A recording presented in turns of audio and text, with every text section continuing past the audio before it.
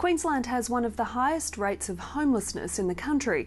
More young people live in shelters, boarding houses or sleep rough in southeast Queensland than any other region in Australia. Throughout the state, a network of dedicated organisations and volunteers support young people who live on the streets.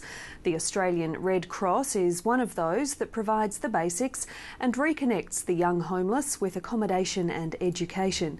Kathy McLeish reports.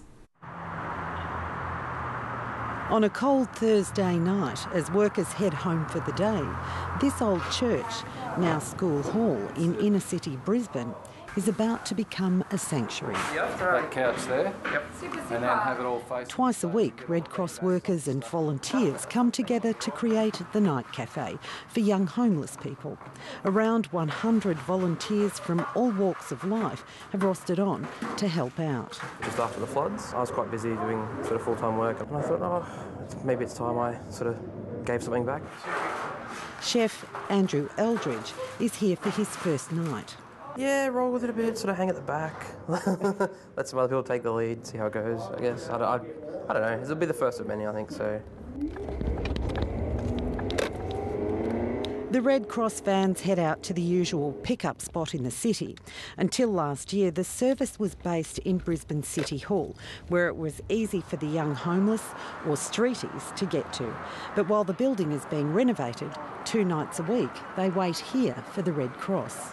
Workers say the streeties are not isolated individuals, but rather a cohesive network of young people surviving on the streets. We wake up, we come down here, we socialise,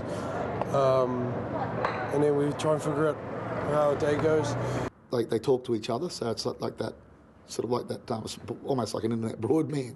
They all connect and they all know where to go. There's a band tonight to celebrate National Homeless Week and the service's 10th anniversary. But it's a quiet night at the cafe.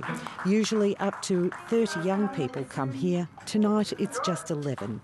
But still, in the next 2 hours, they'll serve 40 meals, 5 takeaways and hand out 7 blankets. Do you want some salad with that one too? BRIMBLE is a Red Cross caseworker who links up young homeless people with services and assistance, including housing and education. We provide counselling, referrals to other services, help with applications for Department of Housing, drug and alcohol if they're having issues with that, domestic violence if they're having troubles with their family or other members. The Night Cafe also supplies the basics.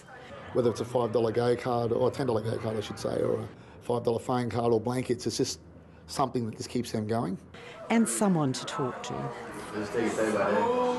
The workers and volunteers help you a lot, and that's nice after they've done a hard day's work themselves. The Red Cross is more often associated with disasters and war zones, but the cafe's coordinator, Bob Cunningham, says sometimes that's exactly what life feels like for Brisbane's homeless youth community.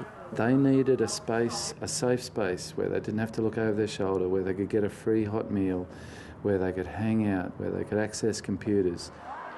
Bob Cunningham says it's hard for workers to know exactly what's happening on the street and why it's quiet tonight, but he does know that recently it's been a bit crazy out there. Tonight, some of the young people are sharing stories. These last few weeks have been really stressed out there. The winter, cold. It's 4:30 in the morning, you just have nothing of cold. John Angel is 19. He's been on the streets and coming to the Night Cafe for 2 years. Every Tuesday and every Thursday at 7 o'clock, everyone somehow seems to find their way here. It's where you can just relax, be yourself, have fun.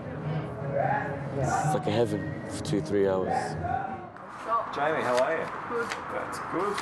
He says time out is a rare commodity for the streeties. But the thing about being out here is them days you just want to sit at home and do nothing because you've got no energy to do it. We can't have that. There are days where you just want to wake up and have half an hour more sleep because you just didn't go to bed last night. You can't do that. Ian Brimble says making contact with young people before they become entrenched on the street is part of a service's first aid. They're hanging around the wrong crowd, then obviously one problem will lead to another, leads to another, and then they could be facing, court or worse.